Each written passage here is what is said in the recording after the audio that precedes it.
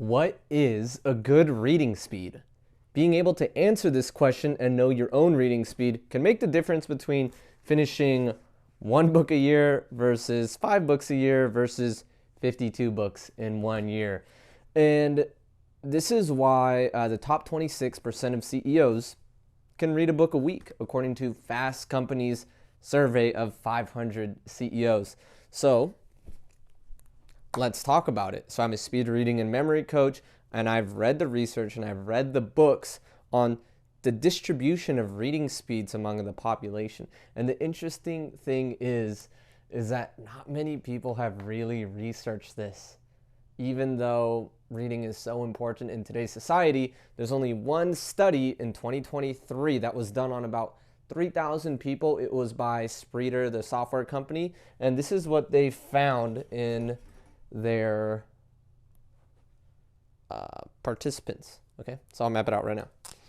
So we already know this actually. So first I will tell you this, a meta-analysis, a study that shows average adult Americans read around 200 to 238 words per minute. Okay, so remember that one, 238 words per minute, right? Audiobook, and this audio is around 150 words per minute.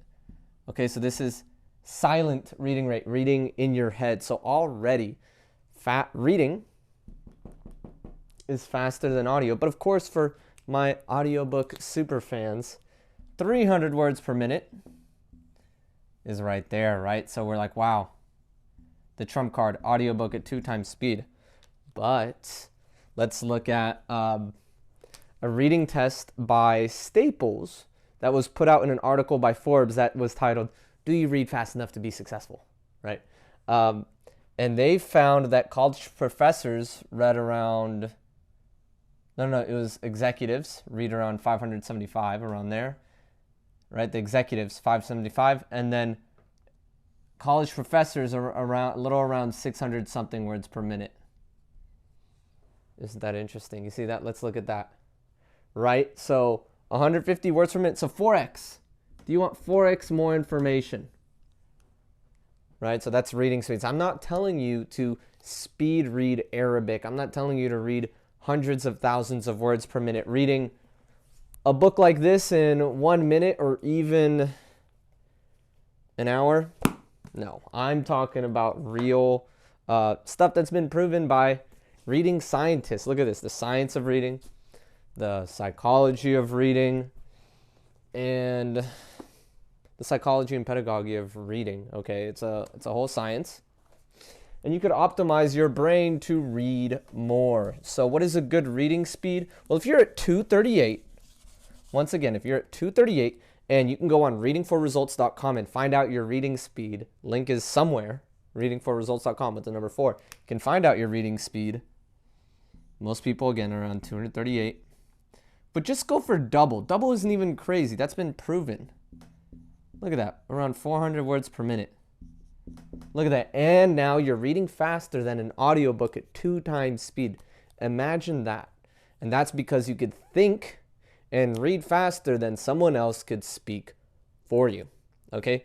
Part of it is that out of the words that we read, we have words that we call sight words, where you don't even need to sound it out loud. A lot of these things, especially if I flash the words at you, you didn't need to sound out. Like, look at a stop sign. Did you have to say stop out loud in your head? No. So there are all these little techniques that'll optimize your reading, like that alone. You using your hand, reading from left to right, if you're not doing that now, will also optimize your reading speed, because readers, according to the science of reading and the psychology of reading, have more rhythmic eye movement, okay? And our brains are wired to follow motion, okay? Like movement right there. Your ancestors wanted to survive, so we leverage that in our reading, okay? So what would happen if you doubled your reading speed, right? Because maybe you're not excited. Well, let's say you have 30 hours of audio, right? At 2 times speed. Audio at 2x speed. You're listening to an audiobook, 2 times speed, 30 hours worth of it. But now you're reading at 600 words per minute. That's 15 hours. okay? And you're thinking, David, this doesn't sound real. This sounds fake. I don't believe it. Well, there's research on this where you could read it, but you don't have to. I know, it's boring. Don't worry. I already did it for you. And let's look at Stephen Kotler now, who's a high-performance coach. And these billionaires, why do they still read books? There's a reason. There are more learning styles involved with a book, something physical. We have kinesthetic, visual, you're touching it. It's a non-linear form of knowledge where you could jump around and access anything, revisit anything, highlight, take notes, look at graphs. You cannot do that with an audiobook, which is very linear, right?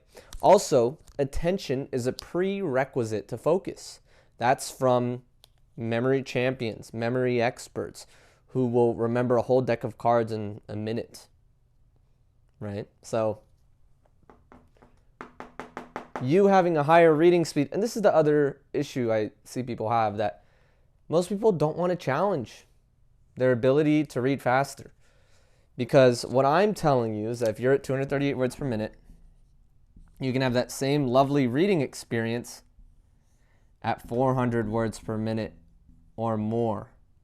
You're not sacrificing anything. Even, let's look at this book. Reading scientists, they're not speed readers, but scientists like to prove that things could be more efficient if they can.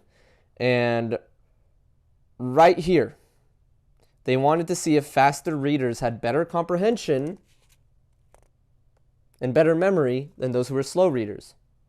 And I could read it to you right here, so you can go ahead and see that right there. This paragraph right here, if you want to pause it, what does Edmund Huey, one of the first American psychologists, who was also one of the first people to ask and measure reading speeds among the population, he noticed how do and why do some people read 3 times faster than most people.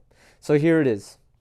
He found that rapid readers were on average about 37% superior to the slow readers in the quality of their work. The superiority of the rapid reader is also shown by the fact that his memory of the substance of his reading is more exact than that of the slow reader. He introduces only 2/3 as many thoughts not found in the original selections.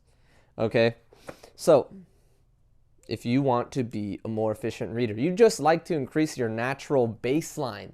That's what we're trying to do here. Follow this page, follow my content. I'd love to help you read more books and enjoy every book you read and read more of those books, because our problem is we buy so many books, but we don't read enough of them. Authors love it. Authors love us. All right. Thank you so much for listening. Cheers.